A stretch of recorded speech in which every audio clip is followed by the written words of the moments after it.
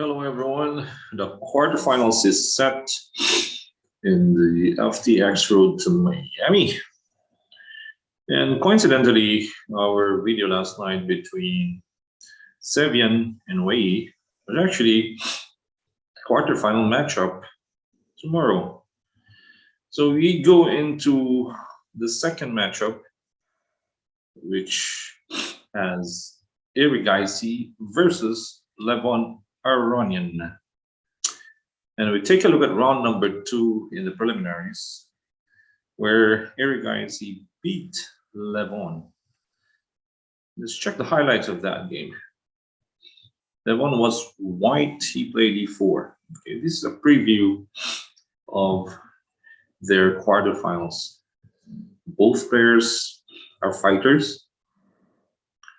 One, the creative Levon, and the other guy, the young upstart, Arjun Erigaisi. Okay, for c5, knight f3, d6. And another trivia here that both these players are playing board 3 in the upcoming chess Olympiad in Chennai.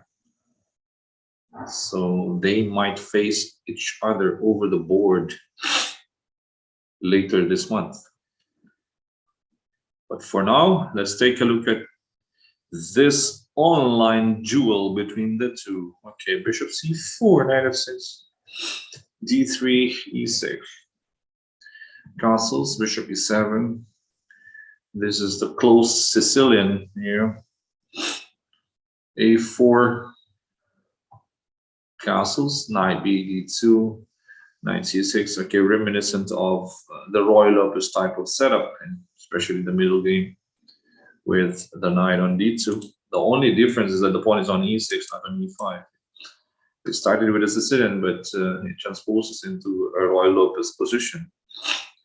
Rook into e1, a6. All right, c3, bishop to d7, bishop to b3, b5, knight into f1, queen c7. Typical, of course, knight from b1 to d2, f1 to g3. A typical maneuver in the Roy Lopez. Knight into g3, rook f c8, and bishop into f4, queen b7 takes, rook takes a8, queen takes a8. Okay, black controls the a file, white controls the middle. C takes. Knight into b4, h4. Levon has this escape square for the queen, and also the pawn can do some damage with h5, h6. So Arjun had to play h6 to stop that one. Levon played h5. Bishop goes back to f8. King safety. Keep an eye on g7 and h6, because white was actually planning to go for queen d2 and probably some sacrifice on h6. So queen d2, knight into c6. If the bishop is on e7 here and you move back that knight, white can go for that sacrifice on h6. And later on, some knight g5 ideas. So knight c6, bishop into c2. Levon will try to go for e5 here and probably queen d3, now on h7, especially with that pawn on h5. Because black cannot push the g6 pawn. Queen a5. Okay, good reaction from Arjun. Changing queen.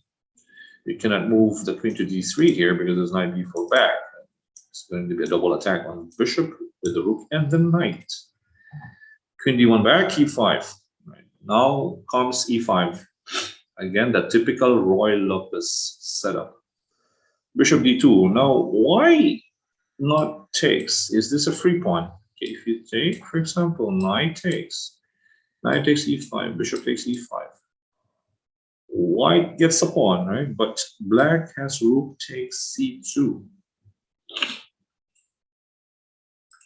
Okay, rook takes c2. Because the queen is an overworked piece. It's protecting c2 and e1 at the same time. If you go bishop takes f6, for example, I will just capture g takes. Again, the queen cannot take either this bishop or this rook. because the queen is going to take that on e1. So that's the reason why Aronian went for bishop e2. Queen a2, d5, knight d4, takes. Okay, it's an isolated pawn on d4. But black has an activity on the c file and also this rank for the queen. So Aronian had to play queen b1. Arjun captured the queen. Maybe retreating back to a7 was better for black, at least keeping that pawn, keeping that pressure also on the c file. It's not so easy with the queen on the board. But black simplified queen takes b1, and probably he was looking at this pawn. But it's a mistake because Aronian now has this knight f5. It's attacking d4, by the way, and from d4 the knight can attack b5. Yes. Knight into d7, rook c1, rook a8 takes, knight e5. White is definitely better here, but Aronian made some inaccuracies. First, this bishop f4, wrong square for the bishop. A more stable square for the bishop would have been bishop on c3. Now this forces rook b8 to protect b5, and you can exchange with knight c6 because the bishop attacks, knight attacks. Okay, on f4 it's attacking the knight, but it allows black to at least play f6. Compared it to bishop c3, you're protecting b2, knight attacks b5, and the move knight c6 coming up. With bishop f4, f6, knight takes b5, black has rook b8. The bishop is not protecting that pawn on b2, by the way. So that's the main difference. So a more stable square for the bishop was c3. You're protecting the pawn on b2, get that pawn on b5. Again, when you are going towards the end game, a pawn is pretty important. Yeah. Because again, a pawn is a potential queen in the end. Bishop f4, f6, knight takes b5, rook b8 takes, allows black to get back into the game with its pair of bishops. Bishop to d3, bishop e8, attacking the knight. Okay, Aronian has knight c7, bishop d7. Okay, bishop e6, controlling this important squares. All right, the bishops. So the rook cannot go c5, c6, c7, and c8. And the rook has this counterplay on b2. Went for b1, king f7, bishop c4, protecting, of course, e6 knight. g6, preparing f5. Aronian went for b3, rook a8 first. Okay, because b3 gives freedom. Okay, this b3 moves give freedom for the rook to go a1, control the file. Black has to do it first. Okay, alertness. g4, rook a2, nice one, second rank. Black is back into the game after a few inaccuracies from Aronian. Rook into c1, king e7. Rook into c3, bishop b4. Rook c1, h5. Okay, black is creating an outside pass pawn. The outside h pawn takes. King h1. At the same time, black is blocking both white's pass pawns. Yes, b3 and d5. So h4, rook g1, king d6, rook g7, wrong square for Aronian.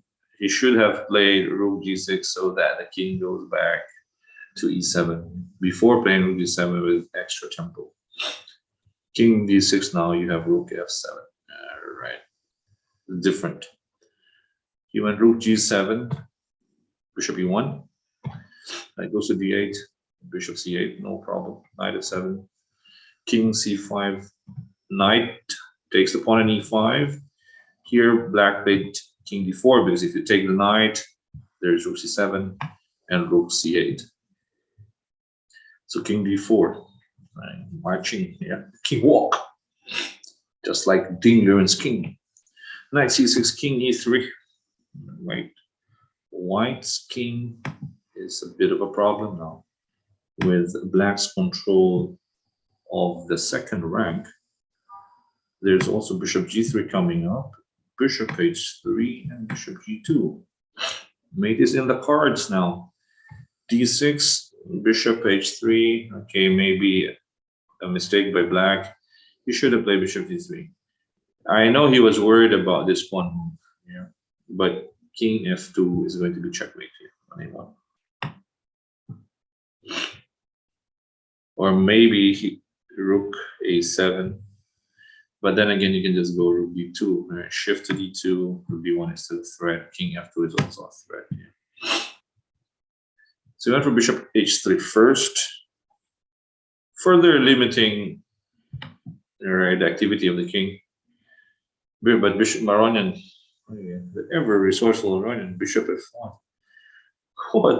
What a defense! Aronian found the only move. Takes again. That's why he's an elite player here and a creative player at that. d7, bishop into e2. White promotes. Bishop f3 looks dangerous. But Aronian has rook g2. Rook to g2. Okay, if you capture with bishop, it's king g1. There's actually no mate. Yeah. If you go where bishop f2 is not possible because the king will just take the bishop and white wins. So nothing here for black. So black captured with rook g2, and with the pressure, that immense pressure on that king with a discovered attack also coming up, mate Aronian played the last mistake, the decisive mistake, queen d4. And it's a bit surprising that in this position, white could save the game with queen b6.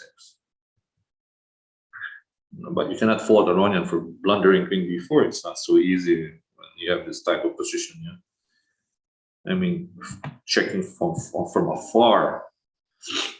Now, king e2 runs into knight d4. King f4 runs into the same thing, knight d4. With that pawn, there's no discovery check. Amazing, yeah? So there's no discovery check for the queen. With that pawn as well, there's no discovery check for that queen, yeah? So black cannot use the discovery. And if you capture on e4, we have queen takes f6. So white saves the game. But with queen d4, it's different. Black has king e2. Now, with queen b6, you can use that d4 square, king e2, right? You have knight d4 and white is winning. But with queen d4, the queen is fighting with the knight on that d4 square. King has to go e2, you cannot anymore go knight d4. So queen c4, king f2 first. Queen c5, check king f1, Aronian resign. Because if you check once more, rook e2 discovered checkmate. Right, so this will be an exciting quarterfinals between Arjun Erigaisi and Levon Aronian. This young phenom from India and the ever creative Aronian. It's such an exciting matchup. Yeah. And we'll find out who will win in the quarterfinals as the FTX road to Miami continues. Okay, guys, thank you for supporting our channel, Charles Max Chess and Charles Max Entertainment on Facebook and YouTube. This is Coach Oliver. Stay safe, everyone. Say goodbye.